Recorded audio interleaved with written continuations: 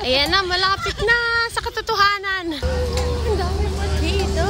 Ang daming Pinoy food. Ayaw ko na mangarap. Ayan. I got the parcel. Guess what? Kung ano to? So, umorder tayo nito. Kailanganin natin sa ating soup. Oh, may taklob na. May cover na. Importante to. This is Bilang right. Why is... Oh, nice. Is this it? Scott! It's like I'm gonna swim. Oh, that isn't it. What? Oh, Scott! So, look. So silly! So, naka-sale to, kaya umorder pa tayo ng isa. Para naman, makagawa tayo ng soup. So, dalawa na yung ganito natin. Yung isa, walang cover. Hello! For today, mag-marinate tayo ng chicken. Maggagawa tayo ng chicken barbecue for dinner later. Marinate na. Ready na ang ating marinate chicken. I-rest lang natin para later, ma-fried na natin. Baka yung dalawa bukas natin i-fry. Carrot salad! Titingnan natin kung worth it. Kung masarap ba talaga. Let's see! Cheers! Meron akong peeler dito. Binili ko talaga sa Blocker. Kasi yung peeler namin dito kakaiba. Hindi ganito. Tapos na ang ating carrot salad. Ready na for dinner. Lutuin na lang natin yung chicken barbecue. Ubus na ang chicken barbecue. I like the carrot salad, Scott. Good morning, my sassy babes. Happy Saturday. Today is Independence Day. So, a-attend tayo ngayon ng Independence Day celebration ng mga Pinoy dito sa Netherlands. First time ko nga attend and na-excite ako. And ngayon, nandito kami sa car ni Justin. Ihahatid niya ako sa station. Ang tagal ko hindi nakapunta sa station na to. Andito tayo sa Tiel Station. Hintay natin yung train. May ilang minuto pa bago dumating yung train. We're here na sa Hapag Station. Malapit na tayo. Maglalakad tayo. Mga ate, hi! Vlog pala to. Ano ba naman ang vlog mo? Mamaya po ibigay ko sa inyo. Sa atin din sila. Malapit na kami! Ako first time ko nga atin, kaya go. Tingnan natin kung masaya. Oh, grabe ang init. Maglalakad kami. Siguro 14 minutes na yung nilalakad namin. Dito? Oo, doon kami nag-parking sa gitna. Same lang din pala. May mga Pinoy din dun sa likod. Ayun. Mag-say hi kayo. Ang init. Say hi to my vlog. Hi! Sobrang serious ba naglakad? Say hi mga ate. Lakad-lakad. Araw natin. Ilang minutes yung lakarin natin? Hatak lang. Hatak. Kalahati tayo. Kalahati. Ayan na, malapit na sa katotohanan. Naririnig ko na yung announcer. Ang dami mo dito. Andito na tayo sa Independence Day event.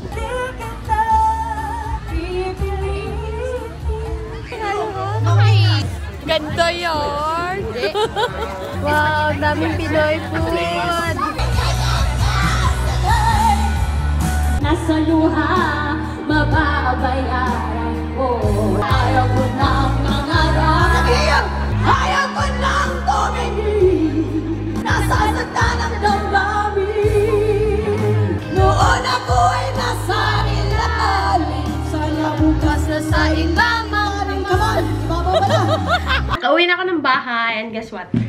Tarahan! Binili namin to ni Justin kahapon. Punta kaming Carvay. Yeah, kasi kailangan ko to para sa soap. Para naman organize yung ating mga gamit kapag gagawa tayo ng soap. Dumating na yung aking parcel. So, gagamitin ko to sa paggawa ng soap.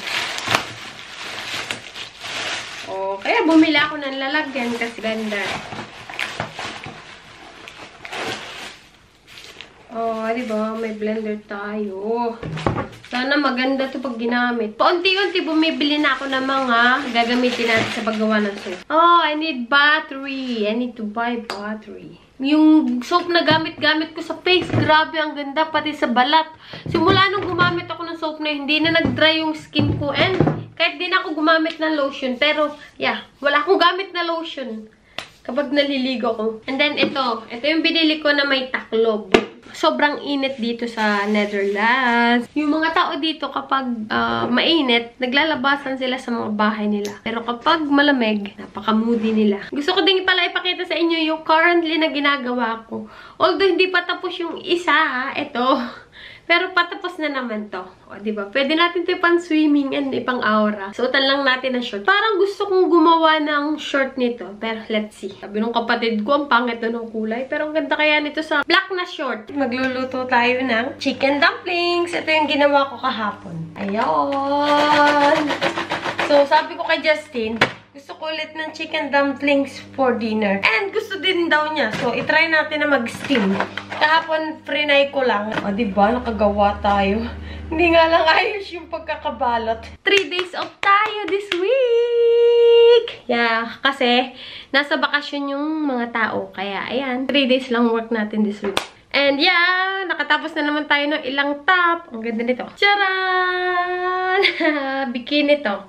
O, diba? May patali. And, yeah, madadala natin yung ating crochet mermaid set. Yung ginawa ko last year. Pinadala ko dito sa Netherlands pabalik. Nagkataon kasi na merong isang Pinoy na papunta dito. And, yeah, napadala natin. Dahil kailangan natin mag-edit. Mag-e-edit ako ng vlog kasi ang tagal kong hindi nakapag-edit. Na busy nga sa pag-crochet. Tapos busy dito sa bahay. Tapos may bagong hobby tayong pinagkakaabalahan. Kaya, inutay-utay ko na yung pagbili ng mga gamit na kailangan ko dun sa hobby na yun. Gutom na si Inday! Hindi ko na namalaya ng oras. 12:46 PM na pala. Kasi naman, busy na ako. Sabi ko, diba, mag-e-edit ako. Pero, mas na-excite ako na mag-aral ng paggawa ng soap. Kaya, yan, nag-aaral tayo para naman makagawa tayo ng soap. Sa paggawa ng soap, kailangan mong aralin muna bago ka makagawa. Kasi mahirap yung pag-compute ng oils, ng lye. So, kailangan tamang computation talaga. Kasi kapag hindi tamang computation, mahirapan kang gumawa ng soap. But anyways, eto, meron tayong carrots dito. Gagawa ako ng carrots ribbon salad. My favorite salad. Yan, nagustuhan ko tong salad na to. Kasi madali lang siyang gawin. Kaso wala akong spring onion. Nakalimutan kong bumili. Pero okay lang. Ako lang naman kakain. Meron tayong cucumber. So, we're gonna eat this for lunch. Ito lang yung lunch natin today. At dahil nga 3 days ang ating off, so madami tayong magagawa. Balata lang natin tong carrots. Tapos ipipil ko siya. Magbabakasyon tayo. Katapusan na nga pala ngayon and malapit na yung bakasyon natin. Kailangan natin magpa-sexy. Char! Sayang naman kung ang taba-taba ako, hindi ko masuot yung mga ginawa kong bikini at saka crochet top. Although nag-start na ulit kami ni Justin mag-workout. Siya, araw-araw siya nag-workout. Ako lang tong patigil-tigil. Kaya minsan, kapag nag-start kami mag-workout na kasama siya, nahirapan ako. Kasi mabigat na yung workout. Kasi nga patigil-tigil. Ay, may sinusunod kaming lesson dun sa pag-workout. Ako lang naman kumakain. Na-try na to ni Justin dati. Kaso, hindi niya masyadong bet. Halo-halo. Halo-halo. Nung umatin tayo dun sa Independence Day, kumain kami ng halo-halo. Hindi ko nagustuhan yung halo-halo. Puro yelo. Tapos kukunti yung sahog, nakakaloka. Mahal-mahal ng mga tinda dun. Pero I can imagine kasi bumabayad siguro sila dun sa mga tent na pagbebentahan nila ng paninda nila. Tayo'y Pilipino. Akalain nyo yun? 2 months na agad ako dun sa work ko. Ang bilis ng araw. Sobrang enjoy ako dun sa work ko. Although, nangangapa pa rin ako. Kasi, katulad ngayon, today, sinama ako nung ka-work ko dun sa office. So, may kailangan kaming orderin para sa store. Ting! Kain tayo! So, eto na. Ready na ang ating lunch! Carrot ribbon salad and cucumber. Kumkumer. So, yan. Na-excite ako. Ay! Sarap. Diba kahapon nga umattend kami ng birthday party? Na-try ko yung cucumber isaw-saw sa sauce. Ano bang sauce yun? Nakalimutan ko, parang garlic sauce. Ang sarap pala.